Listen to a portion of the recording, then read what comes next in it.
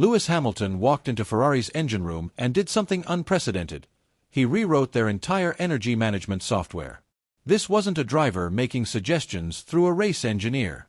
This was hands-on, direct engineering involvement that has fundamentally transformed how Ferrari approaches power delivery in 2026.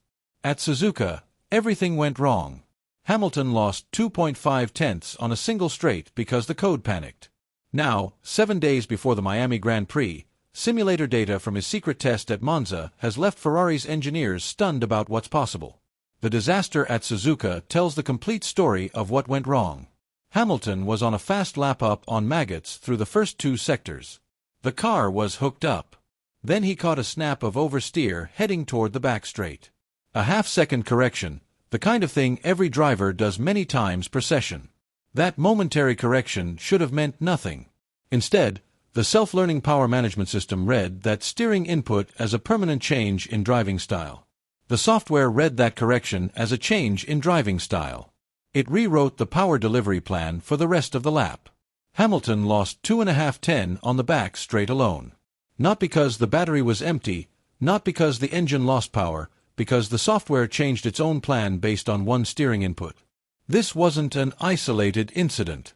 At every race so far this season, Ferrari looks fast in qualifying 1 and qualifying 2, when drivers manage their energy over single laps with less push. In qualifying 3, when every team unlocks full power modes and pushes the battery to its limit, Ferrari fades. The pattern appeared at every track. The car that looked like a front-row threat in qualifying 2 suddenly loses 3 or 4 tenths on the straights in the final session. During the race itself, the problems multiplied. Hamilton ran as high as 3rd early on. The car performed brilliantly through the corners, through the S-curves, through the high-speed sections. The SF26 carried speed that matched or beat anything on the grid. And then, on every straight, the power faded.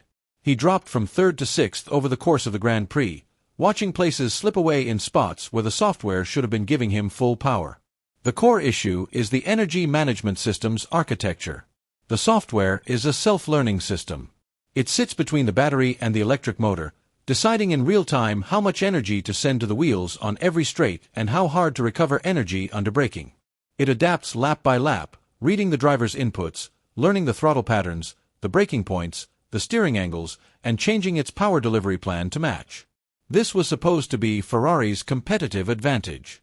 Instead, it became the single biggest weakness on the car. The problem runs deeper than simple oversensitivity. The electric motor now provides roughly half the car's total power. When the battery runs low toward the end of a straight, the system starts pulling energy back from the rear axle while the driver is still flat on the throttle. The car is trying to speed up and recharge at the same time. Drivers experience this as something almost supernatural. You arrive in some places and you are kind of coasting in because you have got no power. 4 out of 10 lost on the straight into turn 1 compared to McLaren on a single straight. That is not a small gap. Ferrari's engineering response has been comprehensive and urgent. The team initiated a complete rebuild of the energy management code targeting 4 specific failures. The code is too jumpy, too quick to rewrite its entire power delivery plan based on small driving changes. The first fix rewrites power delivery timing. The old software was emptying the battery too early in the straight, forcing the car into a recovery mode at full throttle, where the electric motor actually works against the drivetrain while recharging. The new code spreads available energy evenly across the full length of straights, ensuring the battery reaches the braking zone with just enough charge left.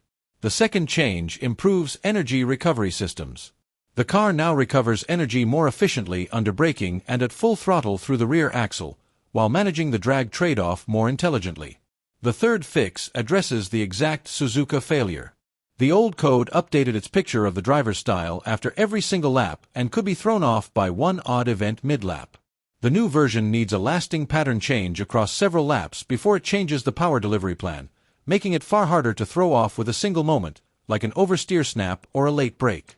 The code still learns and adapts, but it no longer panics. The fourth change modifies battery charge management by pushing the usable energy range higher before safety modes trigger, giving drivers more power per lap without compromising battery longevity. Hamilton's involvement transcended typical driver feedback. Hamilton walked into the Ferrari engine group, sat with the software engineers, and helped build the fix himself. He needed 7 separate meetings in a single day just to understand how it works.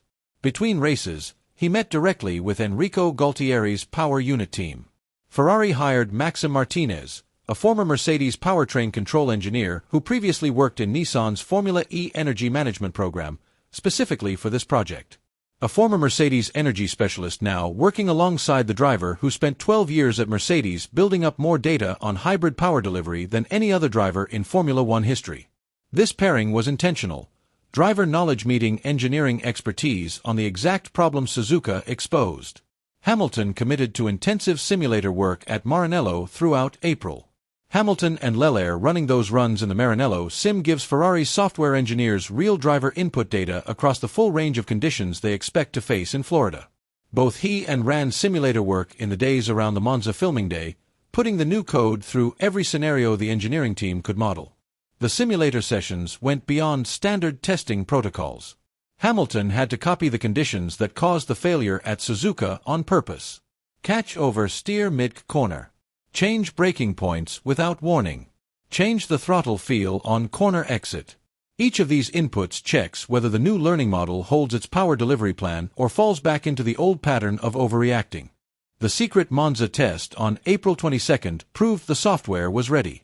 Monza is roughly 2/3 full throttle, the longest straights on the calendar, the heaviest braking zones, the least chance for energy recovery through corners compared to tracks like Barcelona or Silverstone. If your battery is going to run dry before the end of a straight, Monza is the track that shows it first. If your power delivery software gets through a full session at Monza without super clipping, it works anywhere. Hamilton posted a 1-minute 26.585 fastest of the day. Early Monza data has beaten what Ferrari expected. The engineers ran the test with a complete Miami upgrade package. New floor, updated rear wing worth 8 to 10 km per hour in straight-line trim, new front wing design, and most importantly, the rewritten energy management code controlling every battery amp to the rear wheels.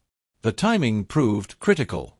2 days before Ferrari's filming day on April 20th, the FIA voted to change the 2026 energy management rules. The qualifying recharge limit dropped from 8 MJ to 7. The superclipping MGUK power ceiling went up from 250 kilowatts to 350. A new 150 kilowatts race boost cap came in. Ferrari had 48 hours to integrate those new rule parameters into the software they planned to test at Monza. The fact that they ran on time with no delay tells you either the code was built to handle rule changes quickly or the engineering team worked through the night to update every power map. Between Suzuka and Miami, Ferrari conducted 5 test sessions across 3 different tracks, plus non-stop simulator work in 24 days. This wasn't incremental development. This was core code rewritten on deadline. Miami presents the ultimate validation challenge. The Miami track mixes long straights with tight, slow corners and heavy braking zones. The straights are long enough to drain the battery if power delivery timing is even slightly off. And the slow corners create less braking energy recovery than the high-speed sweeps at tracks like Silverstone or Suzuka. Beyond track layout, air temperatures in Florida in May push cooling needs to the limit. Track surface temperatures regularly go past 50 degrees Celsius during afternoon sessions. That heat directly affects how much energy the battery can store and send out safely because the battery cells lose output and trigger safety modes as their temperature rises. A simulator cannot perfectly replicate real-world heat effects. The code must also handle safety car restarts demanding instant full power, tire wear shifting braking points constantly, and active aero wing timing windows measured in hundredths of a second. Ferrari currently sits second in the team standings behind Mercedes with 3 podiums in 3 races. The car's chassis receives praise from rival teams. Its cornering speed matches or beats every competitor. The only gap is straight-line speed. The single thing stopping wins. If the new energy management software recovers even half of the 4/10 Hamilton lost on a single straight at Suzuka, the SF26 transforms from a corner-dependent platform into a competitive car everywhere on the calendar. Ferrari carries a separate 25 to 30 horsepower deficit to Mercedes on the engine side, an issue being addressed through the ADO upgrade path with possible clearance coming from Canadian Grand Prix onward. The software fix provides the bridge. It buys Ferrari time to compete while hardware upgrades take shape. The 2026 season has proven one fundamental truth across all teams. The 2026 rules have moved the speed battle from horsepower to software. Honda is dealing with bad battery shaking at Aston Martin that has limited Alonso to 25 laps and Stroll to 15 during race weekends, with the team openly admitting the shaking could force cars to retire.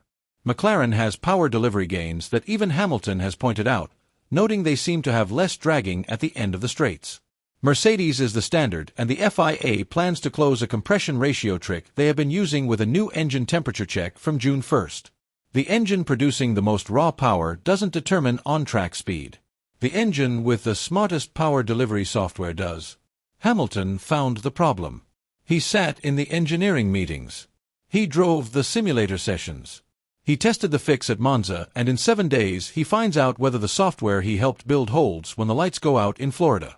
If the code performs as the Monza data suggests, Ferrari closes the gap between what the SF26 promises in the corners and what it delivers on the straights. A car already possessing the best chassis on the grid finally receives the software to match.